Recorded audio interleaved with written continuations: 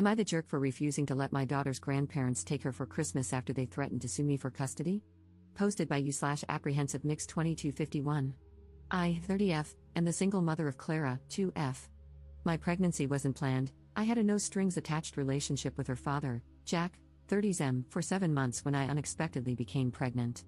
He lived in another state but visited my city monthly for business reasons, and we hit it off after meeting in a bar. We discussed our options regarding the pregnancy, but I decided to keep the baby. Jack wanted to be part of her life, so we planned to raise the baby together, not as a couple, just as co-parents. Unfortunately, Jack passed away during my pregnancy. Jack's parents, Linda and James, knew I was pregnant when he passed. We had already done a prenatal paternity test at the time. We were all devastated by his passing, but, of course, his parents were destroyed by it. Clara is their first and only grandchild, and she became their beacon of light in a dark time, as they say.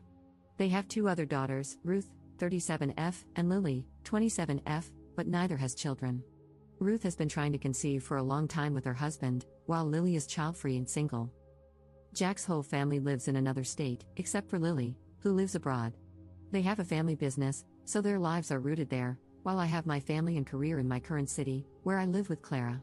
Since Clara was born, we have had an agreement, nothing legal, but we all agreed on visitations for her grandparents and aunts.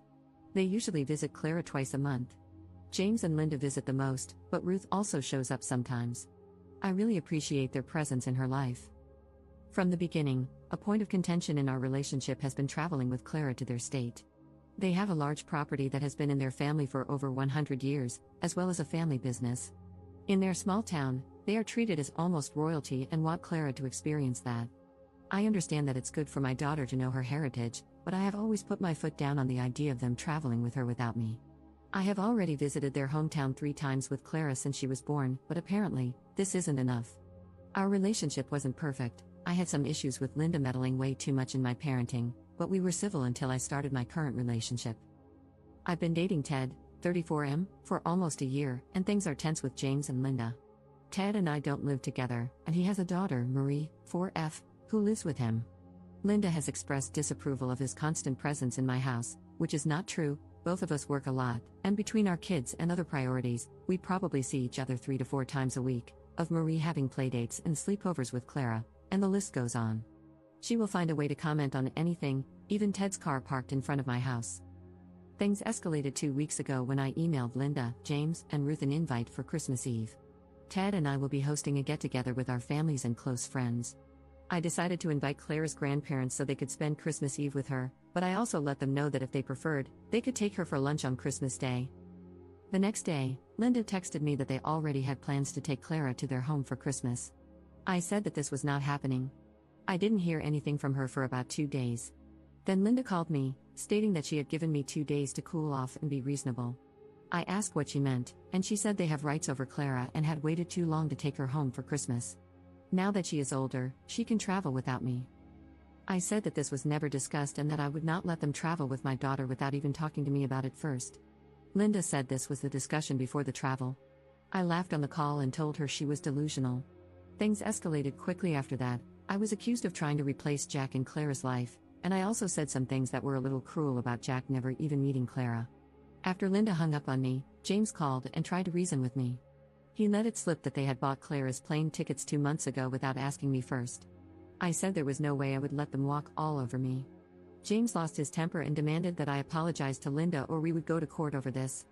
I didn't back down and said they were the ones choosing to fight over this, not me. Well, after some time of silence from them, I was served with court papers. They are suing me for custody of Clara and claiming that I am unfit as a mother. I already have a lawyer whom I consulted before our fight over the phone. She told me yesterday that they have almost no chance of getting any custody. The most they could get is visitation, but still, I am worried about this becoming a legal battle. Edit. Some clarifications are needed. 1. How do Linda and James know details about my life? How do they know about Ted's car and Marie's playdates? They do live in another state, but they visit often. At least twice a month, they come to see Clara, and they come to my house to pick her up and drop her off after their outings. This is how Linda noticed Ted's car in front of my driveway. Since I live in a gated community, this type of parking is forbidden unless it's the homeowner's car. The first time she saw his car, Linda asked if I would call security to tow it, and I said no because it was Ted's car. They also used to FaceTime Clara 3 times a week. That's how they learned about some of her playdates and sleepovers with Marie. They called when Marie was still at the house with Clara and saw her. 2. They expected my toddler to travel alone on a plane? No, I think I didn't explain it well enough. James said they would travel to my city, take Clara with them on the plane to their state, and after a week, they would bring her back. She was never supposed to travel alone, that was their plan. 3. Do I believe they were going to kidnap my daughter? I don't know. I think it's possible. Some comments made me paranoid, to be honest. James said they bought her return ticket, but I don't think I should trust him without proof. Their word means nothing now. 4. Do I still have contact with them? No, my lawyer advised me to cut all visits and video calls with Clara and only communicate with my daughter's grandparents through our lawyers. They are not blocked on my phone, but I will not answer any calls from them. If they text or email me, I'll forward it to my lawyer. Trust me, today was all about making an FU binder and documenting every little thing. Thank you so much for the advice, everyone. And don't worry too much, Clara and I live in a very secure community with cameras and armed security. Nobody will take her from me. Update 2 months later. Hey, I posted my story here a few months ago and was surprised by how quickly it blew up, not only on Reddit but also on other apps. I wasn't sure if I should post an update since I feared being doxxed. I also received a ton of hate through messages and from people reposting my story, bullying me, and wishing for me to lose custody of my daughter. Regarding the possibility of doxing, I talked to my lawyer and showed her my post. She said I could update as long as I kept the fake names and avoided sharing personal details. So far, no one in my life has discovered my post, which makes sense since English isn't our country's first language. More than 2 months have passed, and a lot has happened since then. My life was really chaotic for a few weeks, and I felt like I couldn't celebrate Christmas the way I truly wanted because I was constantly worried about the custody lawsuit.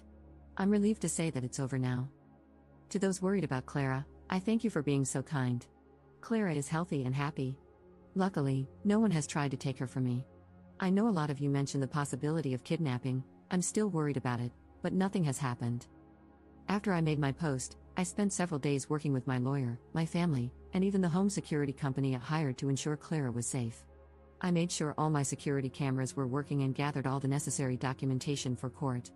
My lawyer and I prepared extensive documentation about me and Clara and even obtained the visitation records from my gated community, which proved that Ted has never spent the night here. My family was very aware of my fears about kidnapping and made sure to always be around us. I have to thank you all for the incredible advice I received. I don't want to dwell too much on the haters because 90% of the comments and messages were truly kind and caring. I tried my best to listen to my lawyer and consider many of the things you all suggested to ensure our safety. Not only that, but I spoke with Clara's pediatrician, pediatric dentist, swimming teacher, and even my parents' church, where Clara sometimes attends kids' classes. They are all aware of the lawsuit and understand that no one should disclose any information about Clara or me under any circumstances. Everyone is on the same page, providing support and being understanding. Some people also advised me to speak with Clara's aunts to see if they were aware of the lawsuit and the possibility that their parents might try to take my daughter. I wasn't sure how to approach this, but my lawyer said I could try to communicate with them, only via text or email. Before I could do this, Lily, Jack's younger sister who lives in Europe, texted me to ask if I had received Clara's Christmas gifts that she had sent by mail. I saw this as an opportunity and wrote her a message explaining what was happening with her parents. Lily said she had no idea about the lawsuit or that they wanted to take Clara for Christmas and fly with her on a plane. She said she would speak with Ruth and ask her about it since Ruth had been very distant from their family group chat at the time. A day later, Lily and Ruth created a group chat to talk to me. They asked if we could have a video call, and I told them I needed to consult my lawyer first. My lawyer agreed to the call as long as they allowed me to record it to ensure nothing could be used against me. Both agreed, and we had a video call that turned out to be very enlightening. Ruth apologized for being absent from our lives over the past few months. She had been dealing with many personal issues but had happy news to share. She had gone through her 3rd round of IVF, and was now about 22 weeks pregnant with her first child. She had kept everything quiet, only she and her husband, Sam, knew about the IVF process and pregnancy. She explained that this was because Linda had put too much pressure and stress on her during previous IVF attempts. Ruth had been distancing herself from anything that raised her anxiety levels, and her mother was a major source of that anxiety. Her pregnancy is great news, though it didn't surprise me since I knew she had been trying for a baby. I'm happy she was finally able to conceive. Here, I have to explain that Linda is what people call a boy mom. She never got along with her daughters. I had an inkling about this, But since I wasn't close to them, I had no idea how bad the relationship really was. They just seemed distant, and James appeared to be closer to their daughters. Ruth swore that she didn't know about the lawsuit until Lily called her the day before. After that, she spoke with her dad and his best friend, who is a lawyer, to try to understand what was going on. She was surprised that James's friend didn't know anything about the lawsuit since he is usually the lawyer representing him. James, on the other hand, tried to divert the subject when Ruth asked, but she pressured him, and eventually, he folded and told her everything. James claimed that he didn't want to sue me, but Linda's mental health had deteriorated to the point that he feared for her well-being. The only thing that could get her out of bed was Clara and the thought of having her around. He ignored that this made Linda the one who was not fit to raise a child, not me. His plan was to pressure me with a lawsuit in order to make me accept a better visitation deal for them. They wanted more days with her and the ability to travel with her to their home multiple times a year. James never said that they wanted to keep her forever, but I do not trust his words. My trust is shattered. Ruth and Sam ripped into James for suing me over custody to manipulate me and for not forcing Linda to go to therapy.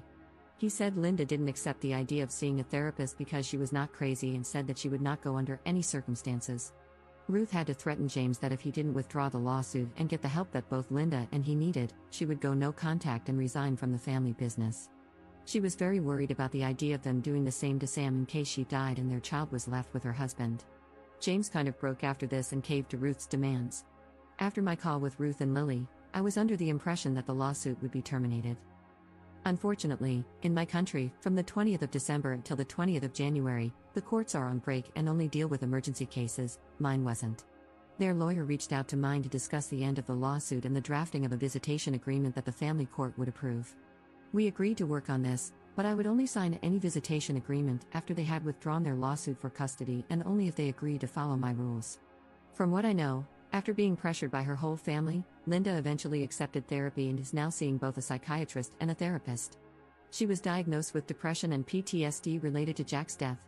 I know this because my lawyer demanded that her doctors provide an evaluation of Linda's mental state as part of our legal agreement for me to accept a visitation deal with Clara's grandparents. I never said it here, but Jack's death was sudden and violent. He was a victim of a robbery. All of us were shocked by his passing, but Linda and James took the brunt of it. I always felt that they didn't mourn enough since they switched their attention to my pregnancy a few weeks after his passing, and I was right to think that.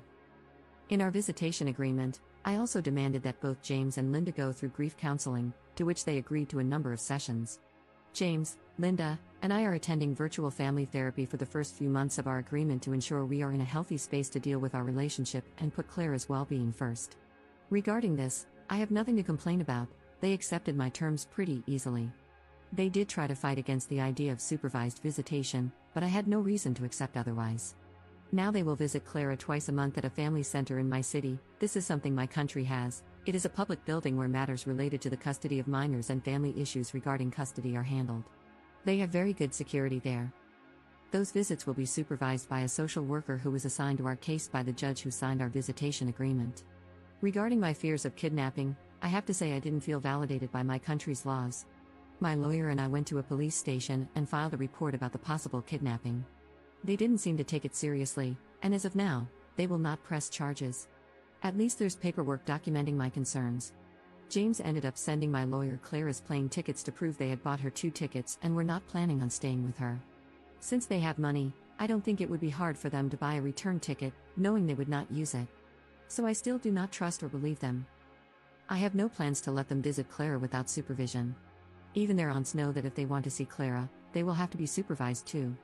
Everyone is accepting this for now, and the visit started a couple of weeks ago. Let's see what happens in the future. I also do not intend to travel to their state or city in the near future. I'm truly scared about the possibility of them using their power to take my daughter, so I will not make it easier for them. Thank you again for the help and well wishes. As of now, Clara and her mama bear are doing well and enjoying a couple of days that I took to spend quality time together and finally celebrate since our Christmas was very stressful. Relevant comments. Commenter. Did you have to give them visitation? If someone tried to take custody of my child or even just threatened it, I'd never want to see or hear from them again. The pair of them are unhinged. Her husband wasn't helping anyone but himself by thinking he was taking the easiest way out by threatening you. What happens in the future when they want more visitation rights again, if they don't agree with the way you're raising her, or if you say no to anything? I'm thinking large presents, trips away, etc., when she's in that stubborn teen stage. Get your ducks in order because this will not be the last time they try to bully you into doing what they want. Ops response. By my country's laws, grandparents have rights, especially in cases where their child is deceased, so if I let this go to family court, they would probably receive the same amount of visitation or more. Additionally, they could have one unsupervised visitation, which is my biggest fear right now. My lawyer and I are preparing to fight them in the future, which is why everything is now included in our official visitation agreement. That's also why I am playing the long game, demonstrating to the family court that I am not alienating my daughter from her father's family. This helps create a positive image of me as a mother and will make it very difficult for them to win anything related to my daughter's custody in the future. I am ready to fight them, don't worry.